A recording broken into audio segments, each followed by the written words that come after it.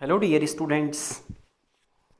आज का मेरा लेक्चर है इसमें कि जो सीरोलॉजिकल टेस्ट होते हैं उनका जो इन्फेक्शियस डिजीज़ होती है उनमें उनका क्या रोल होता है। इन्फेक्शियस डिजीज़ को फाइंड आउट करने के लिए हम कौन कौन से सीरोलॉजिकल टेस्ट करते हैं उनके बारे में इसमें हम इस स्लाइड में हम डिस्कस करेंगे और उनके प्रिंसिपल्स और उनका इंटरप्रिटेशन जो है वो सारा हम इसमें आपको बताएंगे। सबसे पहले जो सीरोलॉजी था ये किसने इसको शुरुआत किया था। सीरोलॉजी जो है एक साइंस होती है जिसमें एंटीजन एंटीबॉडी की रिएक्शंस देखते हैं और 1901 में सबसे पहले जो ऑस्ट्रियन अमेरिकन जो इम्यूनोलॉजिस्ट था कार्ल लैंडस्टीनर, इसने इसके बारे में यहाँ पे इन्वेंशन किया था और बताया था कि जो ब्लड ग्रुप्स होते हैं रेड सेल्स उनके ऊपर एंटीजन होते हैं और प्लाज्मा में एंटीबॉडीज होती हैं। AB ये ब्लड ग्रुप होते हैं। इसको डिस्कवर किया था सबसे पहले इसी ने रिकॉग्नाइज़ किया था कि हमारे जो आरबीसी हैं उसके ऊपर एंटीजन होते हैं और जो प्लाज्मा या सीरम है उसमें एंटीबॉडीज़ प्रेजेंट होती हैं। और इसके अलावा कुछ ऐसे भी चीज़ें होती हैं जो मॉलिक्यूल्स होते हैं, प्रोटीन मार्कर्स होते हैं जो इम्यून सिस्टम को जो रिकॉग्नाइज़ करती है और सेल के सरफेस के ऊपर वो पाए जाते हैं।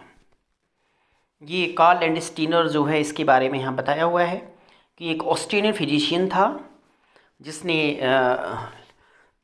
एक जो हमारा ये इम्यूनोलॉजी है, जो हमारा सीरोलॉजी टेस्टिंग है, इसमें एक बहुत इम्पोर्टेंट रोल प्ले किया था।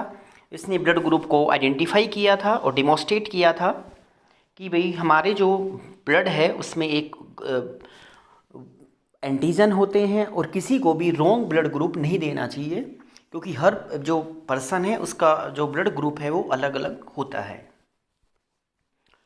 हमारा पर्पज़ क्या होता है सीरोलॉजिकल टेस्टिंग का? हमारा ये पर्पज़ होता है कि जो डिजीज़ होती हैं वो डिफरेंट टाइप्स की डिजीज़ होती हैं और उनको डायग्नोस्टिक करने के लिए हम यहाँ पे सीरोलॉजिकल टेस्ट करते हैं। उनको प्रॉपर जो इन्फेक्शन होता है उसी का ही हम उसको मेडिसिन देंगे। जैसे रूमेटिक जो इलनेस होता है उसका अलग ऑर्गेनिज़म होते हैं और अलग अलग तरह की जो बीमारी होती हैं, जैसे ये टाइफाइड है, HIV है, एड्स जो डिजीज़ होती है, और इसके अलावा जो बहुत सारी डिजीज़ होती हैं उनको हम जो सीरोलॉजिकल टेस्ट है उनके द्वारा यहाँ पे हम फाइंड आउट करेंगे जो कि हमारे इम्यून सिस्टम के साथ में वो लिंक होती है। इसका जैसे एग्जांपल दिया है कि lack of antibodies such as जो एक्स लिंक हमारी जो एक गामा ग्लोबिनीमिया होता है, इनको फाइंड आउट करने में जो है यहाँ पे ये टेस्ट हमें हेल्प करते हैं और ये हमारा पर्पस होता है। सीरोलॉजी एक ब्रांच होती है साइंस की जो कि यहाँ पे ब्लड में सीरम जो है उसका एविडेंस होता है कि भाई उसको इन्फेक्शन किस चीज़ से हुआ है, उसका सीरम सैंपल लेंगे और फिर उसको इन विट्रो जो है वहाँ पे हम एग्ज़ामिन करेंगे कि whether there is the presence of antibody antigen, दोनों तरह के यहाँ पे हम टेस्ट परफॉर्म करते हैं। जैसे टाइफाइड है तो टाइफाइड जो है उसमें हम सीरम लेंगे तो हम उसका लेंगे यहाँ पे एंटीबॉडीज़ और जो हमारे पास एंटीजन है उनके साथ में उसको हम रिएक्शन कराएंगे, देखेंगे कि ये पॉजिटिव है या नेगेटिव है। यहाँ पे दिखाया हुआ है एग्लूटिनेशन है भाई, इसमें ये नो एग्लूटिनेशन है। तो ये यहाँ पे सीरोलॉजी जो है एक यहाँ पे बताया हुआ है कि ये साइंस होती है। इसमें हम सीरम की स्टडी करते हैं, सीरम में जो एंटीजन होते हैं उनको डिटेक्ट करते हैं और डिटेक्ट करके फिर पेशेंट का प्रॉपर तरीके से वहाँ पे ट्रीटमेंट किया जाता है।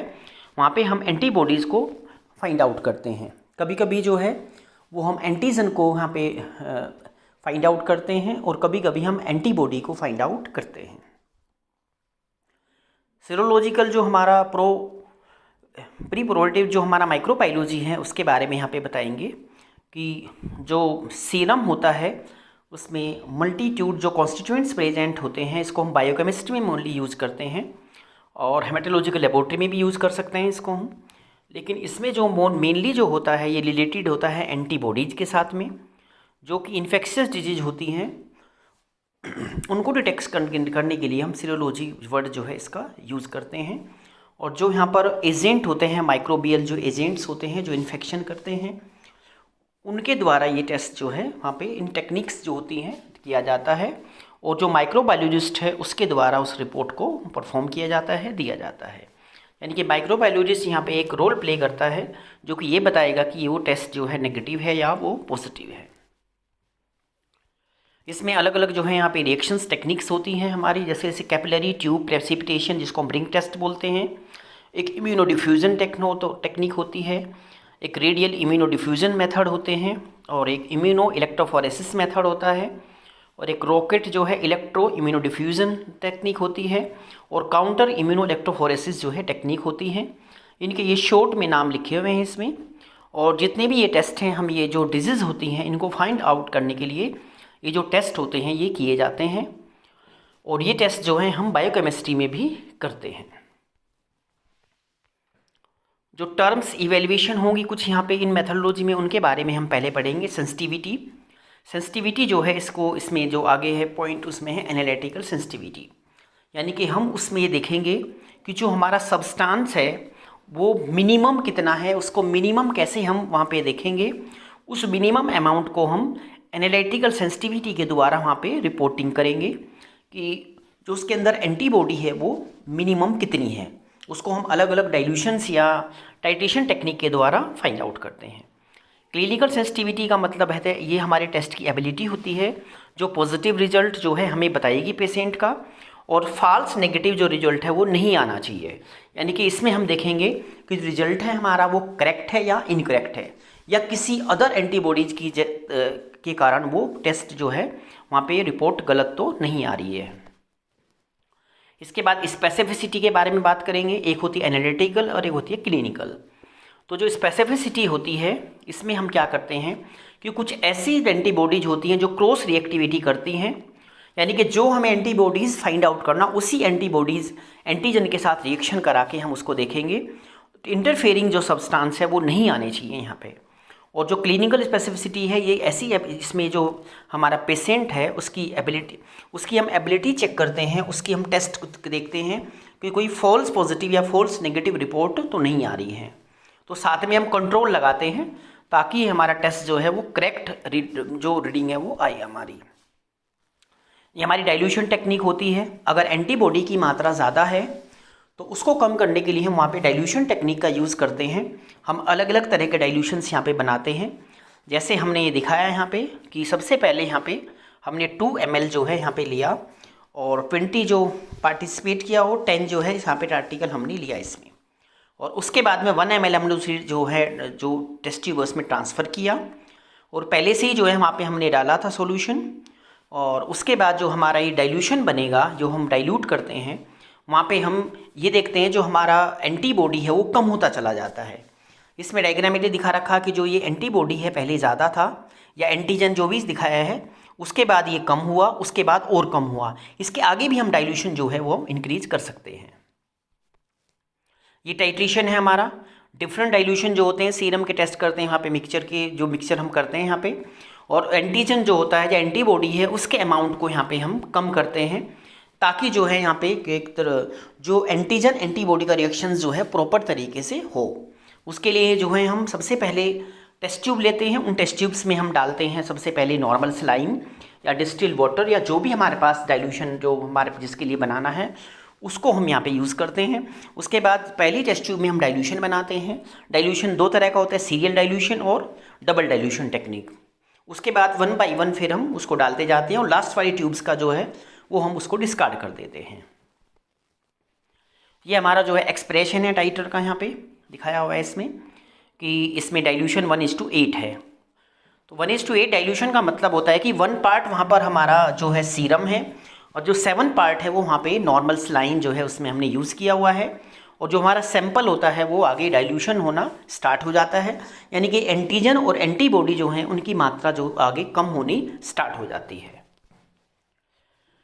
ये कॉमन हमारे मेथड है जो यहाँ पे क्रिएटिंग के डाइल्यूशन में 0.5 ml हमने ट्रांसफ़र कराया फ्रॉम ईच टेस्ट ट्यूब।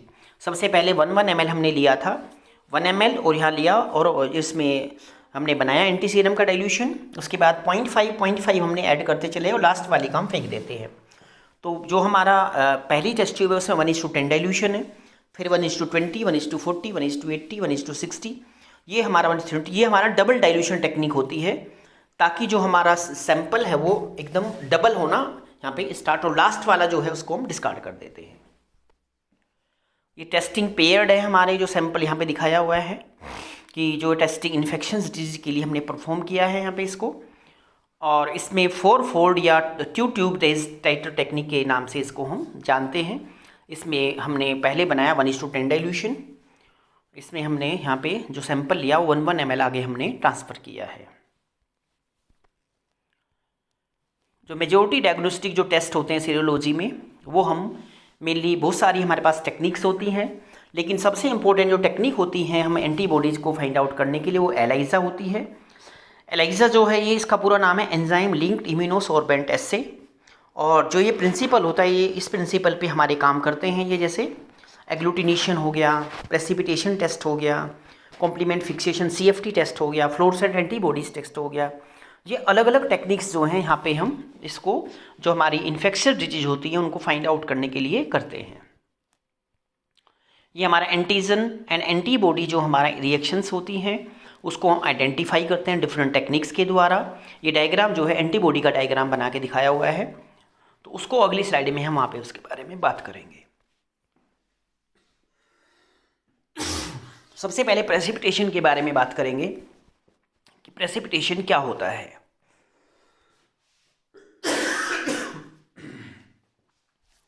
इसमें सोल्यूबल एंटीजन जो है वो एंटीबॉडी के साथ में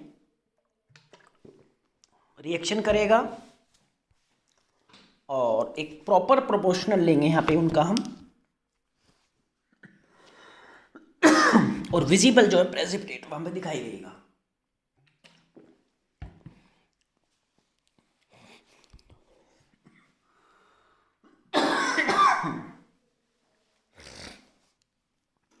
इसमें फिर जो हमारा लैटिस फॉर्मेशन है वो एंटीजन बाइंड होगा फैबिक साइड के साथ में, जो हमारी फैब होती है, और ये एंटीबॉडीज के साथ में वहाँ पे हो जाएगा। एग्जांपल है double diffusion technique, single diffusion technique, immunoelectrophoresis या इम्यूनोफिक्सेशन टेस्ट।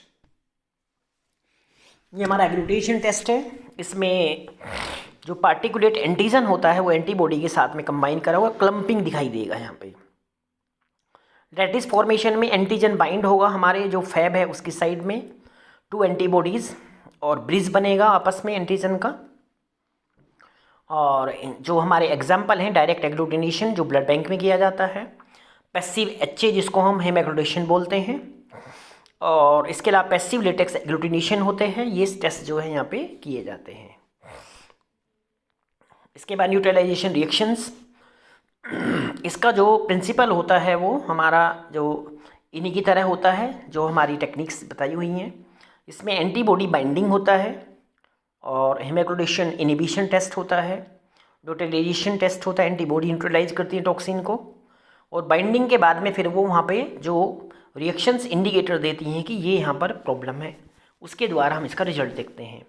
नो एग्लूटिनेशन यानी कि नो हिमोलाइसिस, पैसिव रिएक्शंस जो हैं वहाँ पे दिखाई देती हैं हमें। एग्लूटिनेशन हिमोलाइसिस का मतलब नेगेटिव रिएक्शंस होती हैं, एंटीबॉडी वहाँ पर जो है फाउंड नहीं होती है, नहीं पाई जाती है। इसके अलावा जनरली जो पॉजिटिव कंट्रोल सैंपल्स है उनको यूज़ करते हैं, वो इनिबिट करती है न्यूट्रलाइजेशन के लिए, और नेगेटिव कंट्रोल पॉजिटिव कंट्रोल हम यहाँ सब पे लगाते हैं। इसका एग्जांपल जैसे ASO है, एंटी स्टेप्टोलाइसिन O जो टेस्ट होता है, ये हम एग्जांपल के लिए न्यूट्रलाइजेशन हमारा टेस्ट होता है। CF कॉम्प्लीमेंट फिक्सेशन टेस्ट होता है। इसमें क्या करते हैं, जो कॉम्प्लीमेंट होते हैं वो फिक्सेशन होते हैं। यहाँ पे एंटीबॉडी एंटीजन अलाउ करते हैं, कंबाइन करते हैं आपस में एक दूसरे के थ्रू कॉम्प्लीमेंट की प्रेजेंस में। कॉम्प्लीमेंट अगर फिक्स हो जाता है स्पेसिफिक एंटीजन के साथ में तो एंटीबॉडी रिएक्शन करता है, और वहाँ पे जब कंबाइन नहीं होता है तो वो रिएक्शन नहीं करता है, जो कि हमें इंडिकेटर के द्वारा ये हमें पता चलता है। इसमें सीरम जो है पहले उसको हीट एक्टिवेटेड करते हैं 56 डिग्री टेम्परेचर पे, उसको हम करेंगे वाटर बाथ में, ताकि उसके जो हमारे जो अपने कॉम्प्लीमेंट होते हैं वो वहाँ से हट जाएं। इसके बाद सीरम को हम जो है एंटी कॉम्प्लीमेंट बनाएंगे, वहाँ पे स्टोर करेंगे उसको, और इसके बाद जो QC है क्वालिटी कंट्रोल है, स्टैंडर्डाइजेशन है, उसकी ज़रूरत होती है, और केवल जो IgM एंटीबॉडीज़ है उसके लिए हम ये टेस्ट करते हैं, इम्यूनोग्लोबुलिन म्यू के लिए। ये हमारा IEP टेस्ट है, इम्यूनो इलेक्ट्रोफोरेसिस क्वालिटेटिव टेस्ट। इसमें हमें क्वालिटी पता चलती है। इसमें एंटीजन जो हम प्लेस करते हैं वेल्स के अंदर में, और उसके बाद उसको इलेक्ट्रोफोरेसिस के करते हैं। जेल मीडियम में ये टेस्ट किया जाता है। जो ये राउंड दिखा रखा, इसमें हमने एक जेल का यहाँ पे वेल्स बनाया है।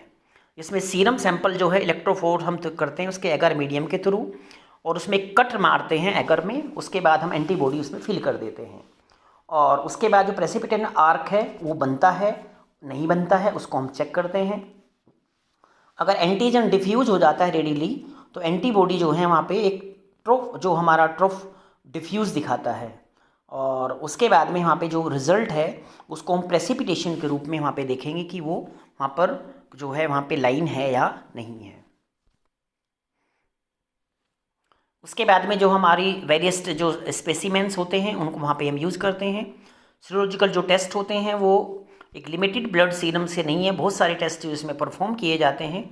अदर जो बॉडी फ्लूइड है उनके द्वारा भी, जैसे सीमन से कर सकते हैं हम, सलाइवा से टेस्ट कर सकते हैं हम। ये भी हमारे जो बॉडी फ्लूइड्स होते हैं इनके द्वारा भी हम जो है सीरोलॉजिकल टेस्ट कर सकते हैं।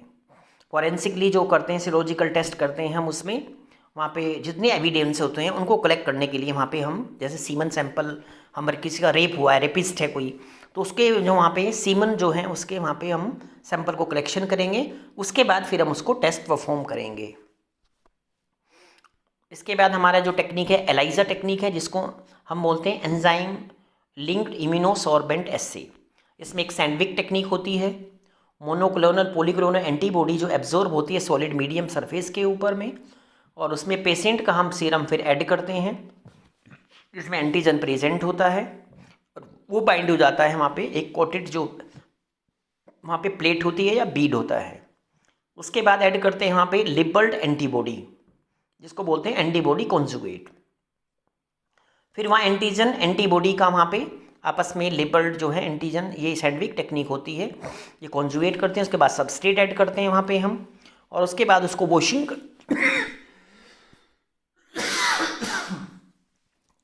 करते हैं, और एब्जॉर्ब डायरेक्टली जो है प्रोपोर्शनल हम एंटीजन कंसंट्रेशन को वहाँ पे हम चेक करते हैं एलाइजा रीडर के द्वारा। एलाइजा जो मेथड होते हैं इसमें हम जो है यहाँ पे अलग अलग जो टेक्निक्स होती हैं यहाँ पे हम यूज़ करते हैं, और ये बायोकेमिकल टेस्ट के लिए भी हम इसको यूज़ करते हैं जो हमारा एलाइजा रीडर होता है। क्योंकि एलाइजा जो है ये हम जो टेक्निक होती हैं यहाँ पे एंटीजन और एंटीबॉडी को हम इवेलुएट करने के लिए यूज़ करते हैं। यहाँ पे मोस्ट पॉपुलर जो टेक्नोलॉजी है यहाँ पे एडवांस में लेबोरेटरी मेडिसिन में वो एलाइजा है, और यहाँ पे जितनी भी इन्फेक्शियस जो डिजीज़ होती हैं उनको हम फाइंड आउट करने के लिए एलाइजा का बहुत ज़्यादा यूज़ करते हैं। हमारी ये सीरोलॉजिकल एप्लीकेशंस होती हैं, क्या क्या टेस्ट हम करते हैं। इसके अलावा यहाँ पे HIV टेस्टिंग होती है, और सीरम में जो HCG ह्यूमन गोनेडोट्रोपिन हार्मोन जो है प्रेगनेंसी में किया जाता है। हेपेटाइटिस के लिए जो हमारे पास एंटीजेंस होते हैं एंटीबॉडी, उनको चेक करते हैं। एंटीबायोटिक्स जो बैक्टीरिया एंटीबॉडी जो होते हैं बैक्टीरिया के लिए वो यूज़ करते हैं, और हेपेटाइटिस सीरोलॉजी में भी इसका यूज़ किया जाता है। नेफ्लोमीट्री ये हमारा एक जो इंस्ट्रूमेंट होता है, जो कि यहाँ पे हमें जो स्पेसिफिक जो एंटीसेरा और जो इंसोल्यूबल कॉम्प्लेक्स हैं उनके लिए करते हैं। इसमें लाइट पास होती है सस्पेंशन में, स्कैटर्ड होता है इसके अंदर में, जो कि वहाँ पे हमें बताएगा कि वो किस तरह का वहाँ पे कॉम्प्लेक्सेस बनता है। इसमें कॉम्प्लीमेंट कंसंट्रेशन जो है हम उसको कंपोनेंट को लेते हैं, और जो एंटीबॉडी कंसंट्रेशन होती है वो IgG, IgM, IG इनको हम टेस्ट करते हैं। इसके बाद है इम्यूनोफ्लोरेंस टेक्निक। जो इम्यूनोफ्लोरेंस टेक्निक होती है ये डायरेक्ट, इसमें हम फ्लोरेसेंट लेबल एंटीबॉडी को ऐड करते हैं और पेशेंट के टिश्यू के साथ में, उसके बाद वॉश करते हैं, एग्जामिन करते हैं अंडर फ्लोरेसेंट माइक्रोस्कोप में। तो इनडायरेक्ट जो होता है वो होता है हमारा, इसमें पेशेंट का सीरम ऐड करते हैं, टिश्यू कंटेनिंग जो हमारा एंटीजन होता है, उसके बाद वॉश करते हैं, फिर लेबल एंटी जो ग्लोबुलिन उसको मिलाते हैं, वॉश करते हैं, और उसके बाद फ्लोरेसेंट माइक्रोस्कोप में उसको हम जो है देखते हैं। और इसके लिए हमारे पास जो टेस्ट जो एग्जांपल हैं वो हैं, जैसे ANA टेस्ट करना हो एंटी न्यूक्लियर एंटीबॉडीज़ को, या हमें कहीं देखना है FTA एब्जॉर्प्शन यानी कि फ्लोरेसेंट ट्रिपल एंटीबॉडी को चेक करना हो, तब हम ये टेस्ट वहाँ पर यूज़ करते हैं। फ्लोरेसेंस पोलराइजेशन इम्यूनोएस्से के जो इसका ये टेस्ट है, इसका जो प्रिंसिपल है ये है कि यहाँ पर जो एंटीबॉडी हैं उसको हम फ्लोरेसेंट टैग्ड एंटीजन के साथ में यहाँ पे मिक्स करते हैं। और पॉजिटिव टेस्ट में क्या होता है कि जो एंटीजन प्रेजेंट होता है पेशेंट के सीरम में वो बाइंड हो जाता है जो हमारा वहाँ पे टैग्ड एंटीजन के साथ में, और उसके बाद में जो हमारा लेबल्ड एंटीजन होता है अनबाउंड लेबल्ड एंटीजन वो क्विकली वहाँ पे रिड्यूस हो जाएगा उसका अमाउंट, और पोलोजनिंग लाइटिंग के द्वारा उसको हम वहाँ पे देखेंगे।